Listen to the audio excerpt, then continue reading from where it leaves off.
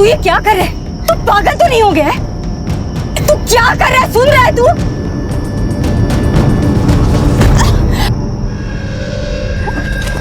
तेरा दिमाग खराब हो गया क्या? पागल हो गया तू? मैं बोल रही हूँ तू ठीक नहीं कर रहा है। छोड़ मुझे, छोड़। क्या कर रहा है? छोड़।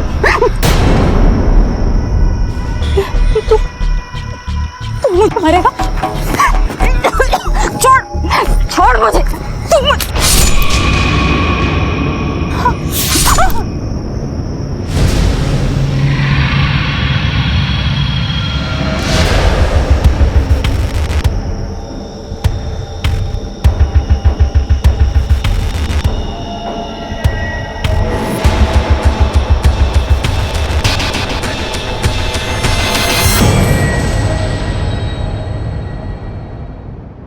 नमस्कार, आदाब।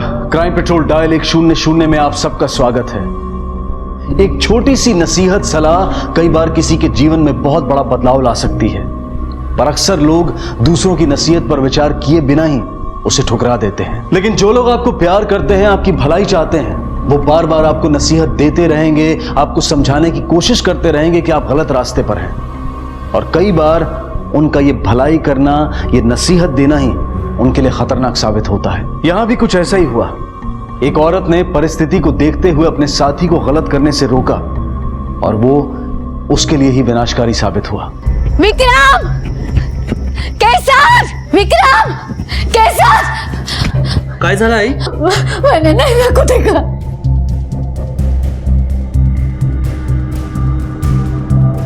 फिर तूने नाम लिया उस मनुष्य का? हाँ? नाक कटाकर भागी थी यहां से 3 साल पहले। आज भी लोग हमारे मुंह पे थूक रहे हैं। आज के बाद अगर नाम लिया ना उसका तो जुबान काट दूंगा तेरी। चल। आई! चल। आई! कैसर! मैं सच कह रहा हूँ, मैंने नैना को देखा है। वो लौट आई है, मैंने देखा उसको बाजार में। आई शांत रहा, प्लीज रडू नका। नैना आई है, मैंने देखा है नैना को।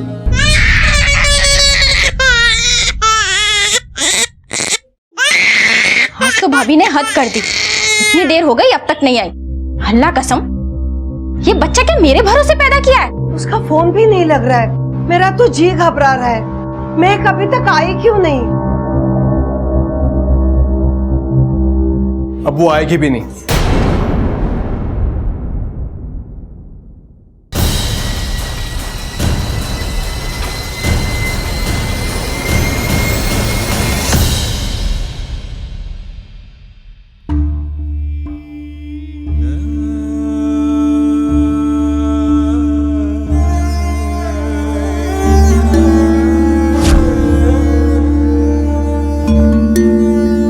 अरे आई, शादी में जाने के लिए अब तक तैयार नहीं हुई, अब क्या सीधा विदाई में जाएगी?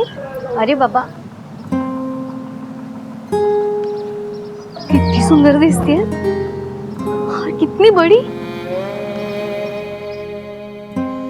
मैं तो सोच रही हूँ शादी करके तुझे विदा कर दूं। ए आई, अजिबात नाही हा, मी तुला सोडून कुठेच लांब नाही जाणार। म्हणजे अपनी आई को दहेज में अपने साथ लेके जाएगी? हाँ, मेरी आई को मेरे साथ में दहेज में लेके जाएगी। पागल।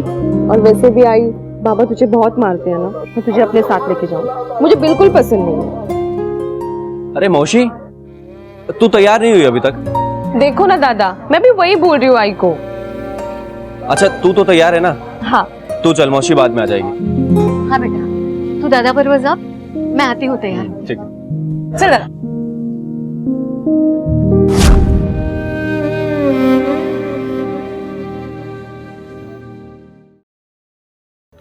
आई, आई रोडो नका ना, मैंने आपके लिए काढ़ा बनाया है।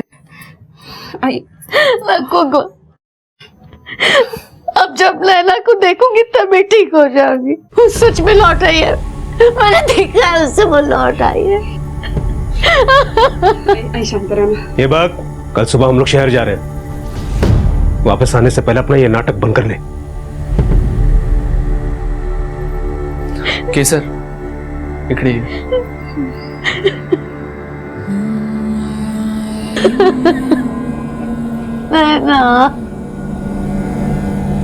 तू आई को समझा नहीं सकती? मर चुकी है वो हमारे लिए। आई को समझा कि भूल जाए उसे, ठीक है?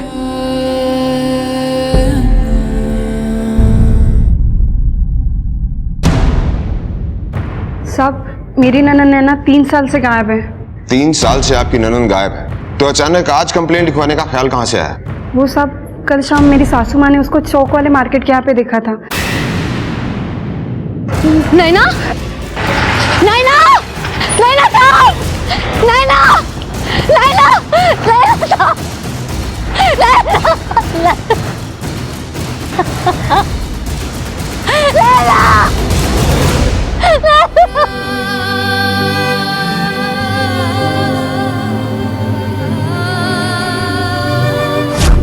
3 साल पहले पता नहीं क्या हुआ था, लेकिन अचानक से मेरी बेटी का हंसना बोलना ही बंद हो गया।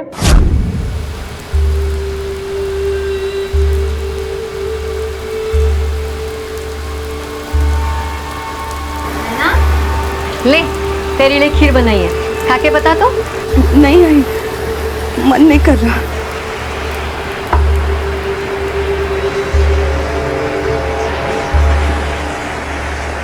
क्या हुआ? जब से शादी से लौट आई है चुप चुप से, क्या हुआ बता ना, क्या हुआ? क्या हुआ बेटा? रो क्यों रही है? क्या हुआ बेटा? बता क्या हुआ बेटा? कुछ नहीं, बस थोड़ा सा थक गई, आराम करना चाहती हूँ।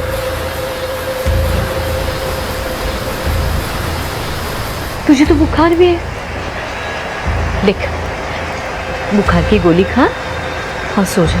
हाँ? मन करे तो खीर खा लेना, रोना नहीं। नैना चाह गेगा?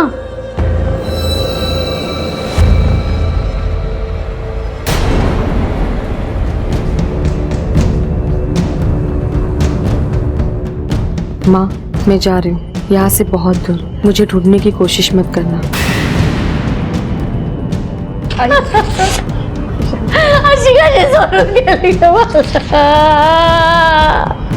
आज के बाद नैना का नाम इस घर में कोई नहीं लेगा। नैना हमारे लिए मर गई। मेरी बेटी मुझे छोड़कर नहीं जा सकती साहब, नहीं जा सकती। देखिए आप चिंता मत कीजिए, आप रोइए मत, घर जाइए, हम आपकी बेटी को ढूंढने की पूरी कोशिश करेंगे।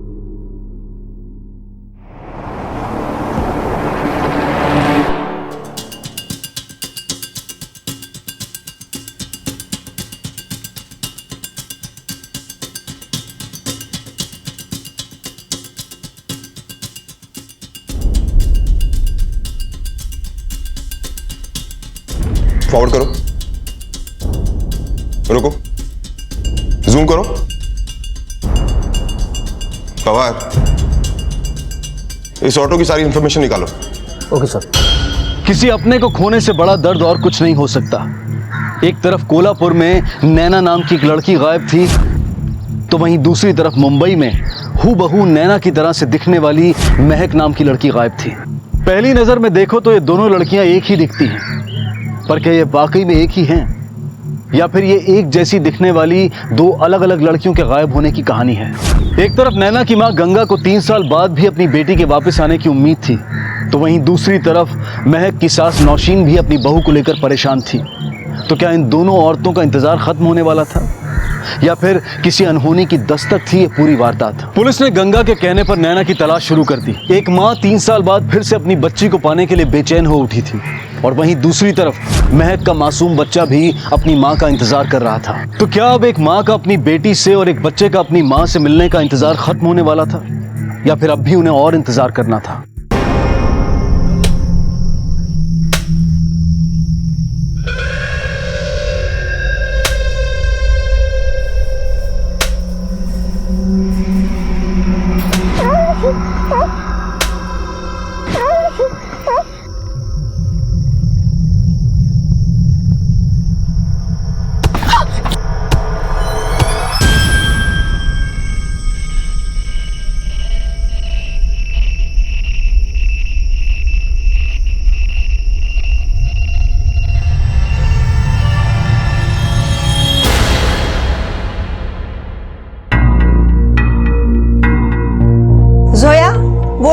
पहले थाली उठा। अम्मी, अल्लाह ने 2 ही हाथ दिए हैं मुझे, सारा काम मैं ही करूं?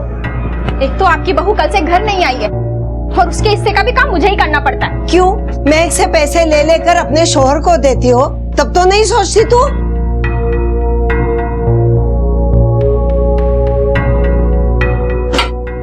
अरमान, तू बताता क्यों नहीं मैं गई कहाँ है? कहीं तेरा उसके साथ झगड़ा तो नहीं हुआ? कल सुबह भी तू उसके साथ लड़ रहा था। मैं तंग आ गई तुमसे और तुम्हारे उस काम से। हाँ, जब तुम्हें जरूरत थी तब तो मैं बड़ा पसंद था ना, और मेरे काम से भी कोई तकलीफ नहीं थी। अब क्या हुआ? मेरे में कांटे लग गए। अरे ठीक ही तो कह रही है ना, अब तो तेरा बच्चा भी हो गया है, कम से कम अब तो ये सब कुछ छोड़ दे। अम्मी, नहीं छोड़ूंगा मैं इसको। अगर मुझसे तकलीफ है तो ये जाए मुझे छोड़कर। अरे मैं क्या पूछ रही हूँ? अम्मी, तुम्हें हमेशा अपनी बहू की पड़ी रहती है, अपने बेटे से दुश्मनी है ना तुम्हारी। फिर वही बात, तो बताना कहाँ गई है? मर गई वो। और कुछ?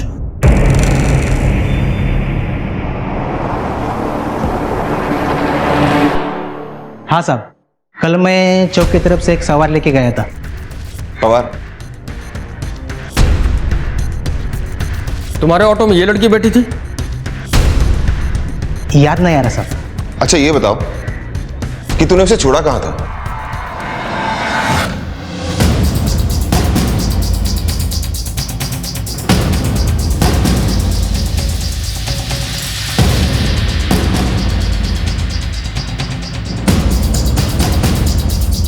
सुनिए, आपसे कुछ पूछताछ करनी है। इस ऑटो वाले की ऑटो में कल शाम को 6 बजे के करीब आप चौक वाले रास्ते से गुजरी थी? याद करके बताइए। हाँ साहब। देखिए, जिसे आपने देखा था वो आपकी बेटी नैना नहीं, कोई और ही लड़की थी।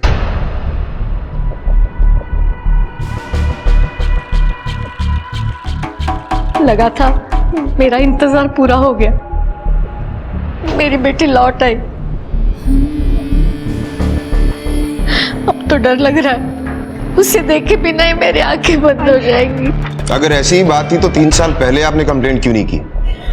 साहब, हिम्मत ही नहीं हुई। मेरे पति और मेरे ससुर बहुत गुस्से वाले हैं। उनको अगर आज भी पता चला कि हम लोग यहाँ पे आए हैं तो वो लोग हमें जान से मार देंगे।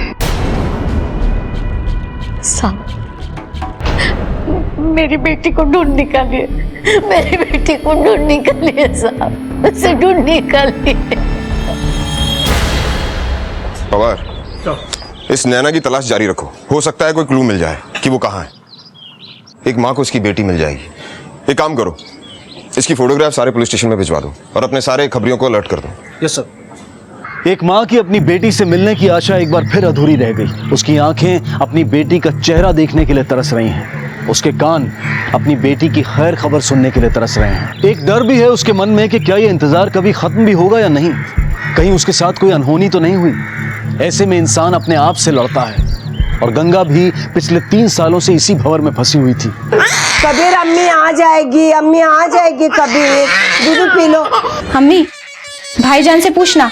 अब तो मुझे भी डर लग रहा है, भाभी कल से घर नहीं आई है। लाई से तो मुझे दे दे। उसकी तबीयत खराब है इसलिए काम पर नहीं आ रही। किसका फोन था? मैक के दुकान वालों ने फोन करके परेशान कर दिया है। उसके बॉस का फोन था। सच सच बता, मैं कहाँ है? तुझे मेरी कसम। कल मैं गया था उसकी दुकान पर उसे मनाने।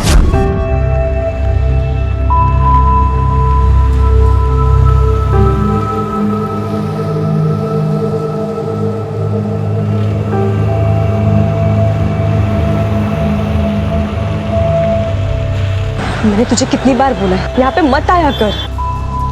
सुन सुन सुन, मैं तेरे को सॉरी बोलना है। और सुबह सुबह अपना झगड़ा हो गया तो बाद में मुझे भी बुरा लगा। तुझे साथ ही घर लेके चलो। मुझे तेरे साथ कहीं नहीं जाना, और ये तेरा रोज रोज का नाटक ना तंग आ चुकी हूँ। पहले तू सुधर जा, बाद में बात करना। क्यों?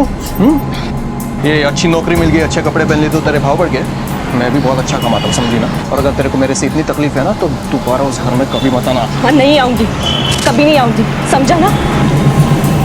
उसने कहा है घर लौटकर फिर कभी नहीं आएगी, तो फिर जाने देना। महक ऐसी लड़की नहीं है कि अपने बच्चे को छोड़कर कहीं भी निकल जाए। और तू उसके दुकान पे क्यों गया था?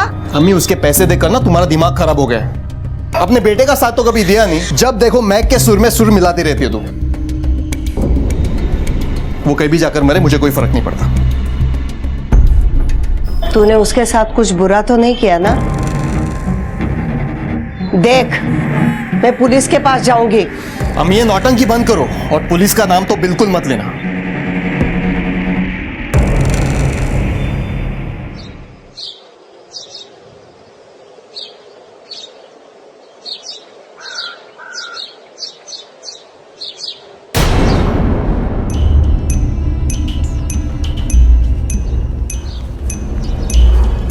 हेलो,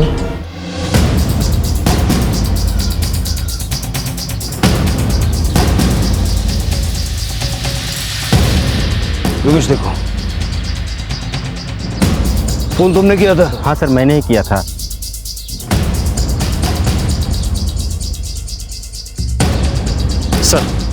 सर लाश इतनी बुरी तरह से जल चुकी है कि आदमी की है कि औरत की बताना मुश्किल है। लगता है लाश को जलाया गया इसलिए गया ताकि उसकी पहचान ना हो सके। जरा आसपास देखो, कोई सुराग मिलता है क्या? Yes sir. जाओ।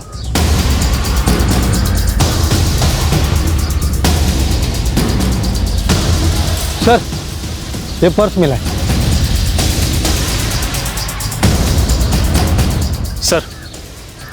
सर ये पर्स और ये आईडी मिली है।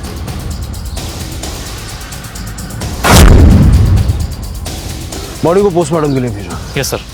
महक खान।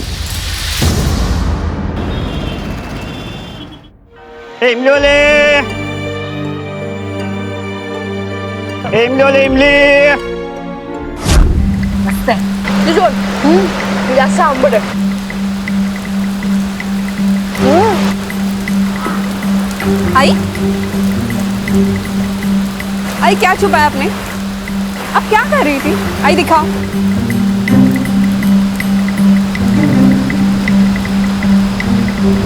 इमली।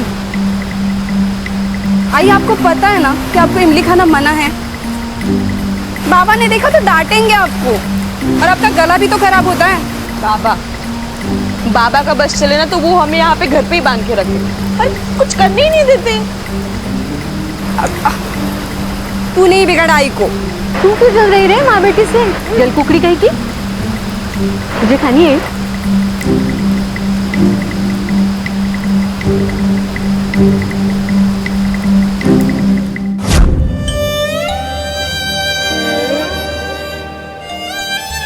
एक पल में जिंदगी बदल गई। नैना, मेरी सारी खुशी आपने साथ नहीं ली।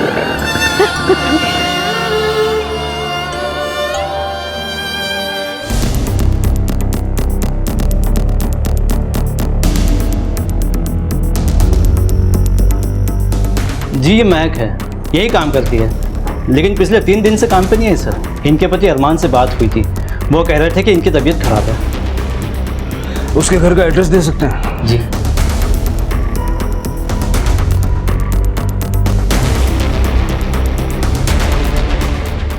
लेकिन सर आप क्यों पूछ रहे हो महक के बारे में? एक लाश मिली है, हो सकता है कि महक की हो।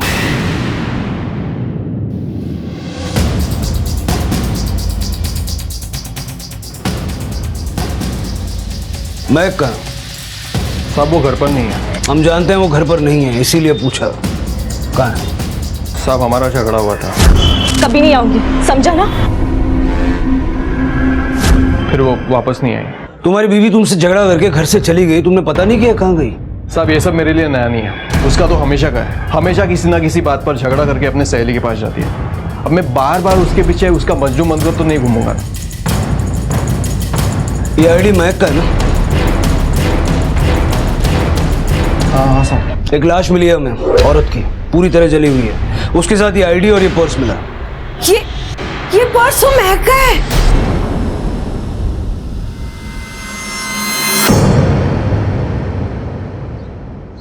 सर इस बॉडी की इनिशियल पोस्टमार्टम रिपोर्ट आ गई है। बॉडी इतनी बुरी तरह से जल चुकी है कि पोस्टमार्टम रिपोर्ट में सही एज बता पाना भी मुश्किल है। डिटेल टेस्ट के लिए बॉडी को फॉरेंसिक में भेजा गया है। और हाँ सर, विक्टिम की नी रिप्लेसमेंट सर्जरी हो चुकी है क्योंकि उसके बाएं पैर में नी रिप्लेसमेंट कैप लगी हुई है। उस नी कैब के सीरियल नंबर से उसके मैन्युफैक्चरर से कांटेक्ट करो, पता करो कि ये सर्जरी किस हॉस्पिटल में हुई। Okay sir. और हाँ सर, महक की कॉल डिटेल्स भी आ गई है। उसने लास्ट बार कॉल अपनी फ्रेंड सुमन को किया था और महक का लास्ट बार फोन उसी लोकेशन पर ऑफ हुआ था। सुमन से बात करो। हाँ सर, महक यहाँ आई तो थी। सुमन, मुझे कुछ समझ में नहीं आ रहा, मैं उसको कैसे समझाऊं? मैं उसे कुछ भी सही बात बता दूं तो वो गलत ही ले लेता है। पर तू परेशान मत हो ना, 2 दिन घर मत जाओ, तब उसकी अकल ठिकाने आ जाएगी। एक काम करती हूँ, मैं तेरे लिए ना एक अच्छी सी चाय बना कर लेकर आती हूँ, तेरा मूड ठीक हो जाएगा। नहीं रहने दे, बहुत देर हो गई है, अब मुझे निकलना होगा। मैं अरमान पे गुस्सा होके 1-2 दिन दूर भी रह सकती हूँ, लेकिन मैं मेरे बच्चे को अकेला नहीं छोड़ सकती ना, मुझे कबीर के पास जाना होगा। अरमान और महक ने शादी तो कर ली थी, लेकिन दोनों में ज्यादा बनती नहीं थी। वो अपनी सास से बहुत ज्यादा प्यार करती थी। सास से? जी सर, महक अपनी माँ से बहुत ज्यादा क्लोज थी, तो वो अपनी सास में भी अपनी माँ को ही देखती थी। अच्छा, एक बात बताइए, आपको मालूम है कि महक के माँ बाप कहाँ रहते हैं? ये तो पता नहीं सर, क्योंकि महक ने कभी अपने माँ बाप के बारे में कुछ नहीं बताया था। बस वो अरमान की वजह से रोती रहती थी, और उस दिन शॉप पर भी उन दोनों के बीच काफी लड़ाई हो गई थी।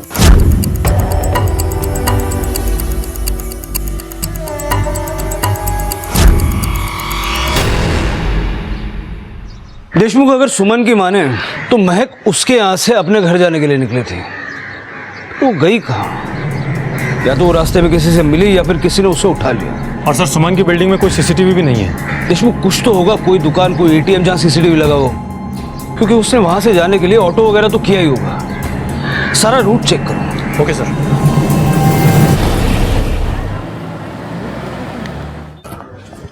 सर, नाग्या है, अरमान के बारे में कुछ इन्फॉर्मेशन देना चाहता है। भेजो। Okay sir. साहब, वो अरमान है ना साहब, वो 1 नंबर का चाप्टर आदमी है साहब। वैसे ही में गैरकानूनी शराब का धंधा है उसका।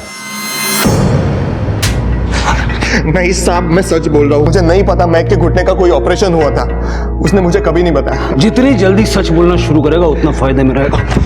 सच में साहब, वो तो मुझे एक दिन सड़क पर मिली थी, रोती हुई। मैंने उसे खाना दिया, सहारा दिया, बाद में हमारे बीच में प्यार हुआ, फिर हमने निकाह कर लिया। मैंने उसे पूरी इज्जत दी साहब, हमारा एक बच्चा भी है। हमेशा लड़ता रहता था तू उसके साथ। उस दिन दुकान पे तेरा झगड़ा हुआ, सबने देखा। वो घर वापस नहीं आई और तूने पुलिस को नहीं बताया। क्यों?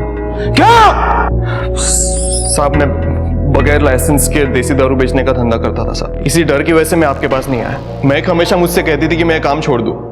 इस बात को लेकर हमारे बीच में अक्सर झगड़े होते थे साहब, लेकिन इस वक्त मुझे सचमुच पता नहीं है महक कहाँ है। गैर कानूनी शराब बेचने के जुर्म में इसे अरेस्ट करो।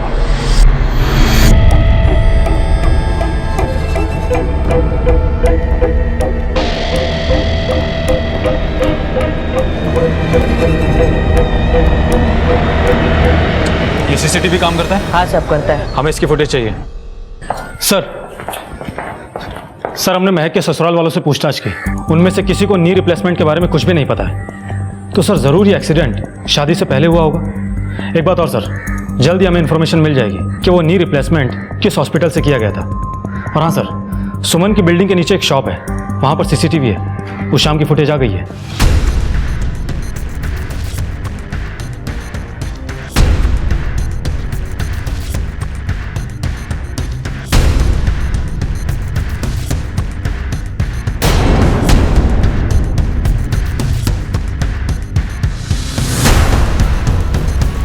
ये तो महक की सास है ना, ये यहाँ क्या कर रही है? रिश्तों के ताने बाने को समझना आसान नहीं होता। कहते हैं कि रिश्ते विश्वास की डोर से बंधे होते हैं, लेकिन विश्वास की ये डोर इतनी नाजुक होती है कि इसे टूटते देर नहीं लगती। कई बार जिनके साथ हम अपनी दुनिया बांट रहे होते हैं, उन्हीं के हाथों हमारी दुनिया खत्म हो जाती है। नौशीन इतने दिनों से यही नाटक कर रही थी कि वो महक के लिए परेशान है, उसे नहीं पता कि वो कहाँ है, लेकिन सीसीटीवी फुटेज से ये साफ था कि वो महक से मिलने गई थी। कुछ तो था जो वो छुपा रही थी, लेकिन क्या? उस दिन आप अपनी बहू से मिलने उसकी सहेली सुमन के घर गई थी? नहीं साहब। करड़े दाखवा।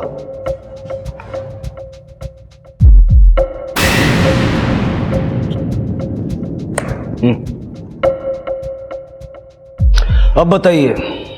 हाँ साहब, मैं गई थी, अरे अम्मी आप, मैं तो घर ही जा रही थी। बेटा घर आने की कोई जरूरत नहीं है। इस अरमान का दिमाग ना ठिकाने नहीं है। तू आएगी फिर लड़ेगी। आज तेरा मैका होता ना तो तुझे मनाने के लिए गिड़गिड़ाता हुआ आता। तू एक काम कर, 2-4 दिनों के लिए अपने सहेली के घर रहे। मैं अरमान को देखती हूँ, ठीक है बेटा? बेटा तुम्हारे पास थोड़े पैसे हैं और अपना ख्याल रखना, ठीक है? लेकिन उसके बाद वो कहाँ चली गई मुझे नहीं पता। मैं रहने वाली कहाँ की थी?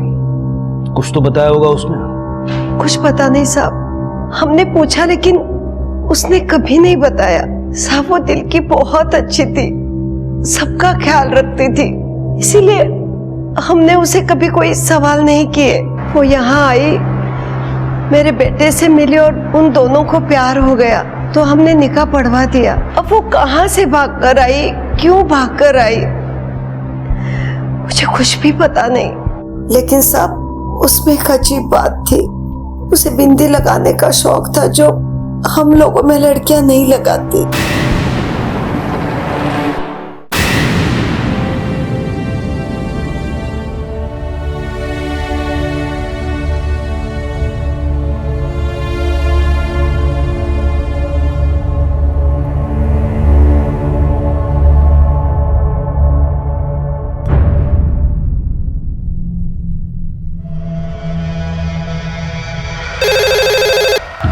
हेलो हेलो, मैं केसर बात कर रही हूँ कोल्हापुर से। आप फोन करके बार बार क्यों परेशान कर रही है? रखिए फोन। हेलो। विक्टिम की डेड बॉडी से जो नी कैप हमें मिला था वो कोल्हापुर के एक हॉस्पिटल में किसी कुमुद नाम की औरत के पैर में लगाया गया था। और हाँ सर, पोस्टमार्टम की फाइनल रिपोर्ट भी आ गई है और रिपोर्ट के हिसाब से जो लाश हमें मिली थी वो किसी 22 साल की लड़की की नहीं बल्कि 45 साल की औरत की है। फिर महक की आईडी वहां क्या कर रही थी? कहीं ऐसा तो नहीं कि महक ने उसको मार दिया और फिर भाग गई? वैसे भी उसके बारे में कोई कुछ नहीं जानता। जरा पता करो ये कुमुद कौन थी और उसका महक से क्या कनेक्शन था। Okay sir.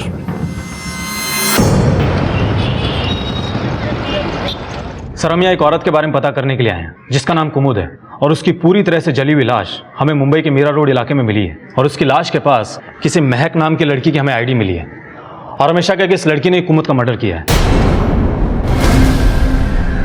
ये तो हूबहू नैना की तरह दिखती है। फवाद? हाँ सर, ये तो नैना ही है। नैना? लेकिन इसका नाम तो महक है। देशमुख, हमें पूरा यकीन है कि ये नैना ही है। इसी गांव की लड़की है, 3 साल पहले गायब हो गई थी। इस पुलिस स्टेशन में इसकी मिसिंग कंप्लेंट भी दर्ज है। सर हम भी बहुत दिनों से इस लड़की के बारे में पता करने की कोशिश कर रहे हैं लेकिन अभी तक कुछ भी पता नहीं चला है। सोचने वाली बात यह है कि कुमुद नाम की औरत के साथ इस लड़की की क्या दुश्मनी हो सकती है। अच्छा सुनो, ये कुमुद कहाँ रहती है? सर वो उधर।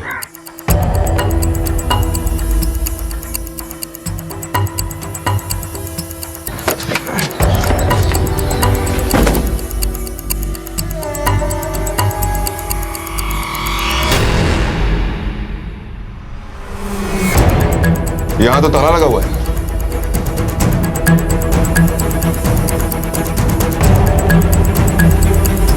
सुनो। हाँ सर। ये घर कुमुद का है ना? यहीं रहती है ना वो? लेकिन वो तो 2 साल हो गए यहाँ पर नहीं रहती, अब कहीं मुंबई में रहती है। मुंबई में कहाँ? साहब ये तो पता नहीं, लेकिन आगे उनके रिश्तेदार का घर है, आप वहाँ पूछ लीजिए। ये बक ट्रैक्टर से काम झाले, कल खेत में उसको घुमा ले एक बार। केसर चांद रे बाबा। हाँ बराबर होता है कि नहीं? एक है।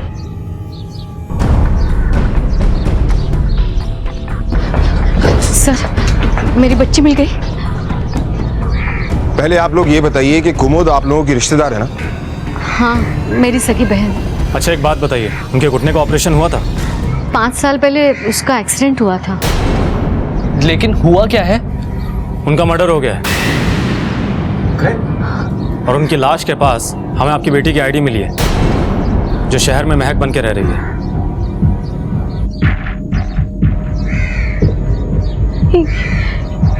ये तो मेरी नैना है। नैना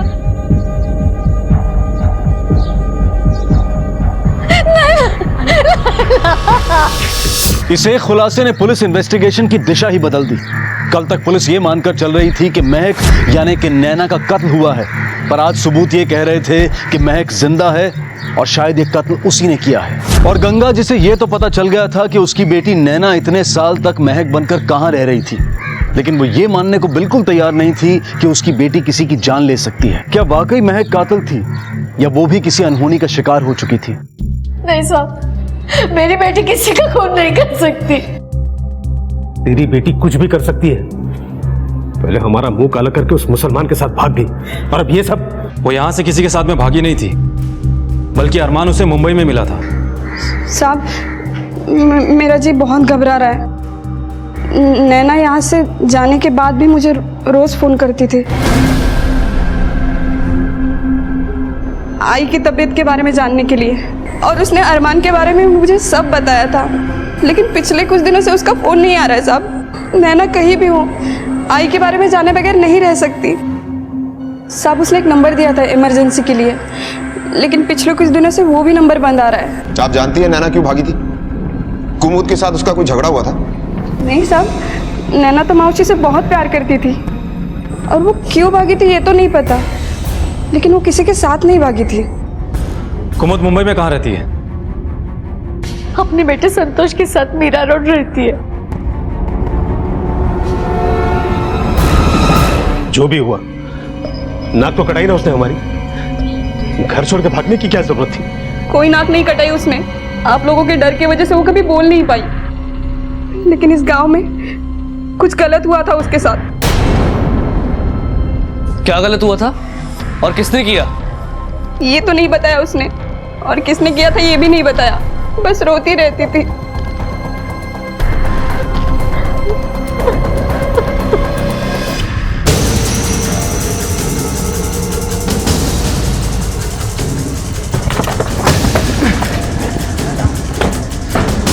ये संतोष का घर कौन सा है?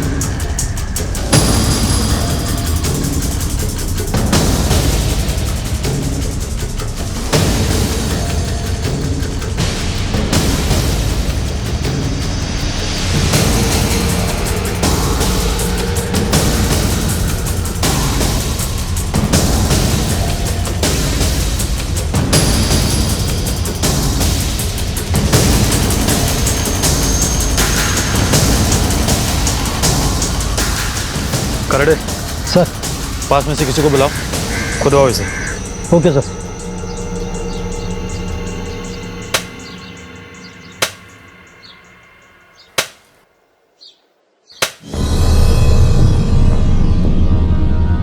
एक मिनट, ये गोने को बाहर निकालो।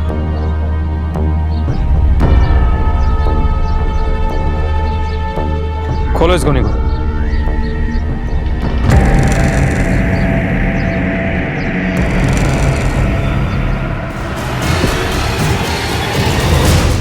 सर, इकडे। सर, महक की लाश।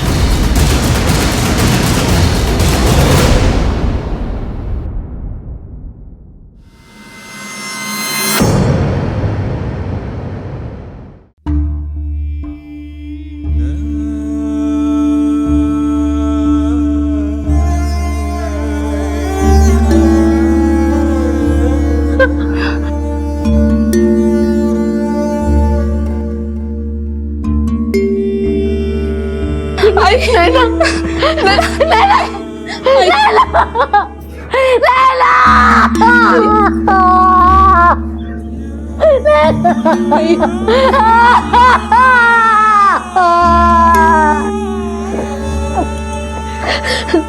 आपकी बेटी की डेड बॉडी कुमुद के घर में मिली, और कुमुद का बेटा संतोष गायब है। हमें पूरा शक है कि आपकी बेटी को संतोष ने मारा है। लेकिन संतोष तो नैना को बहुत प्यार करता था, वो भला उसकी जान क्यों लेगा? ये तो वही बता सकता है। मादर को बोलो फॉलोअप करें। ओके सर ये रहे संतोष के कॉल डिटेल्स। वो महक के टच में था ही नहीं सर, मैंने पता किया है। संतोष के और 4 नंबर हैं। वो चोरी चकारी हेरा फेरी का काम करता है, लेकिन उसका असली पेशा सुपारी लेना है और उसके इस काम में उसकी माँ भी उसका साथ देती है। एक और इन्फॉर्मेशन है सर, संतोष अपने एक नंबर से महक की ननद जोया के टच में था।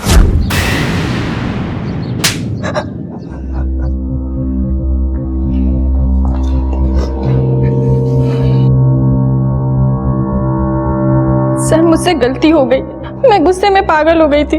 महक भाभी की वजह से उस घर में मेरी कोई औकात ही नहीं रह गई थी। अम्मी अरे जोया देख तो सही, बच्चा रो रहा है। क्यों? ये अपना बच्चा भी नहीं संभाल सकती क्या? क्यों? तेरे पति ने तुझे घर से निकाल दिया तो बार बार महक से पैसा लेकर ये सोचकर तू उसे देती है कि वो वापस बुला लेगा। अब जब तक यहाँ है अपनी भाभी का बच्चा भी नहीं देख सकती। मेरी हालत नौकरों वाली हो गई थी। मेरे शौहर ने भी ताने मार मार कर मुझे घर से निकाल दिया कि मैं किसी काम की नहीं हूँ, 2 पैसे नहीं ला सकती। तुम संतोष से कैसे मिले? सर मैंने उसे महक भाभी के साथ मार्केट में देखा था।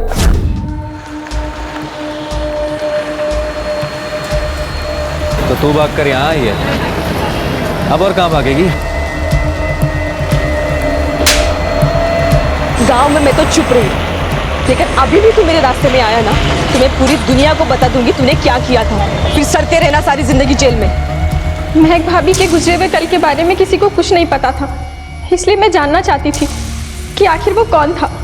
मैंने उससे बात करने की बहुत कोशिश की, लेकिन उसने कुछ नहीं बताया। फिर मैंने उसका पीछा किया। सर मैं महक भाभी से पीछा छुड़ाना चाहती थी। मुझे लगा कि संतोष मेरे काम आ सकता है। सुनो, मैं जोया, महक भाभी की ननद। उसका नाम महक नहीं है, नैना है। देखो, अगर हम बात करेंगे तो यकीन मानो कि बात बन सकती है, वरना मैं जानती हूँ कि महक भाभी अगर तुम्हें धमकी दे सकती है तो तुम्हारा भांडा तो फोड़ कर रहेगी।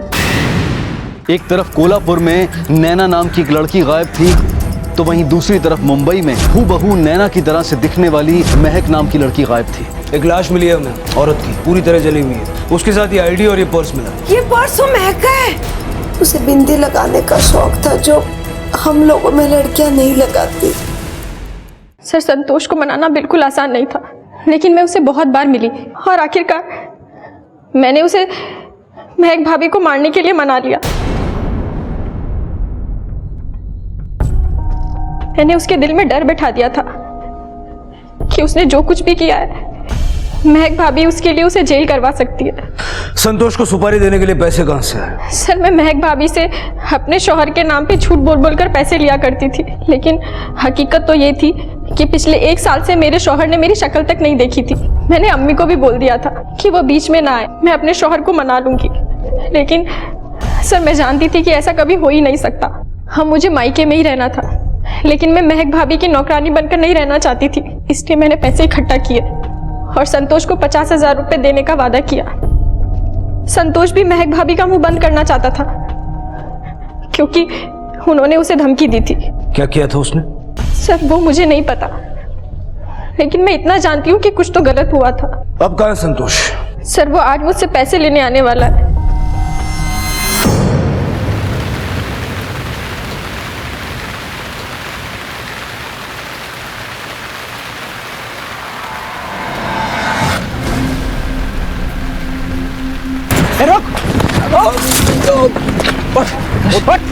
लेके चलो सर। हाँ साहब, मैंने ही मारा था उसे। मुझे धमकी दे रही थी साहब। जोया ने भी मुझे सुपारी दी थी उसे मारने की, इसलिए मैंने उसे मार दिया। मैंने उसका पीछा किया साहब, बहुत दिनों तक। रोज उसका ऑटो से पीछा करता था, उसे पता नहीं चलता था।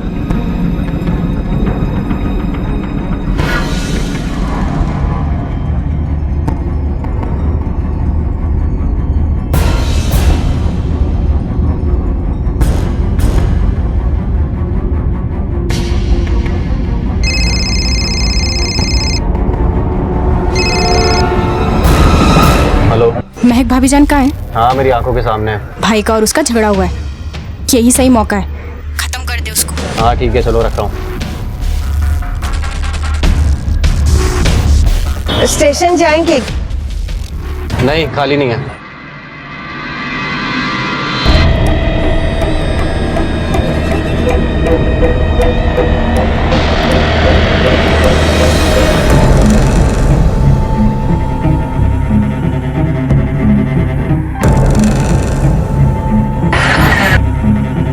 रिक्शा।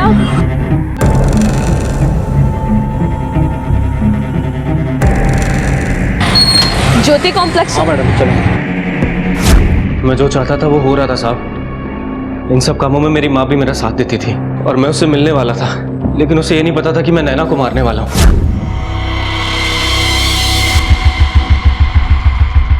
अरे भैया क्या कर रहे हो आप?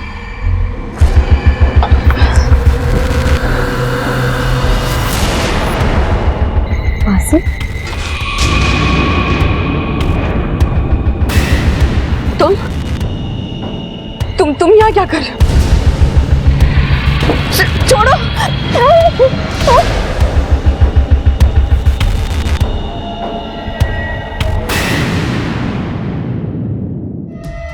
नैना, तू ये क्या कर रहे है? तू अपनी बहन को मारेगा? देख, मैंने तुझे अभी तक साथ दिया, लेकिन मैं वापस करने नहीं दूंगी।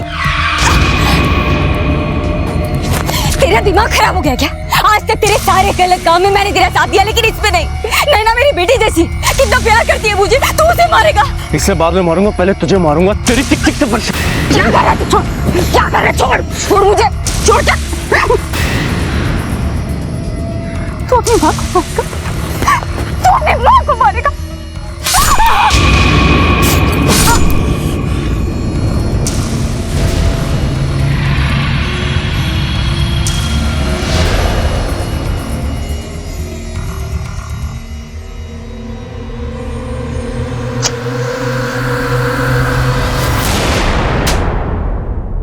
अब ये भी बोल, तूने ऐसा क्या किया था जिसकी वजह से महक ने तुझे धमकी दी? साहब, मैंने उसके साथ। ये आई भी ना कितना टाइम लगाती है। ये देखो दादा, हम लोग यहाँ पे आई को ढूंढने आए और आई वहाँ पे शादी में चली गई। आई भी ना, चलो हम भी निकलते हैं। नैना। दादा क्या हुआ दादा? नैना हो। दादा दादा क्या कर रहे हो? नैना, मैं तुझे बहुत पसंद करता हूँ नैना। दादा क्या कर रहे हो? दादा छोड़ दो, नहीं तो मैं चिल्लाऊंगी। दादा साहब, वो मुझे बहुत बहुत अच्छी लगती थी, इसलिए मैंने उसके साथ। बहन थी वो तेरी, जिसकी इज्जत पे तूने हाथ डाला और जिसे मार डाला, अपनी माँ को भी मार डाला। तेरे जैसे गंदे लोगों की वजह से समाज में आज लोगों का रिश्तों पर से भरोसा उठता जा रहा है। कहते हैं कि गुनाह का रास्ता दलदल की तरह से होता है। इंसान अपने एक गुनाह को छिपाने के लिए एक के बाद एक गुनाह करता चला जाता है। संतोष के लिए भले ही लोगों की जान लेना उसका पेशा था, लेकिन उसने महक के साथ जो कुछ भी किया, उसे छिपाने के लिए उसे अपनी माँ की जान भी लेनी पड़ी। संतोष को नैना, कुमुद और बाकी की हत्याओं के लिए और जोया को नैना यानी महक की सुपारी देने के लिए गिरफ्तार किया गया। ये दोनों इस वक्त न्यायिक हिरासत में हैं। घर सिर्फ सर छुपाने का सहारा नहीं होता, बल्कि इंसान की एक ऐसी दुनिया होती है जहां उसे सुकून मिलता है, जहां वो अपने आप को महफूज पाता है। इसीलिए घर का माहौल भी ऐसा ही होना चाहिए कि इंसान को जरा सी भी तकलीफ होने पर वो उसे अपनों से कह सके, उनसे मदद और सलाह की उम्मीद कर सके। और अगर वाकई में ऐसा होगा तो यकीन मानिए बहुत सारे गुनाह सर उठाने से पहले ही दम तोड़ देंगे। इसी विचार के साथ अब मैं अनूप सोनी आपसे विदा लेता हूं। फिर मुलाकात होगी अगले एपिसोड में एक और चौंका देने वाले केस के साथ। तब तक अपना और अपने परिवार का ख्याल रखें और देखते रहें क्राइम पेट्रोल डायल 100। सबक एक को सीख हम सबको। जय।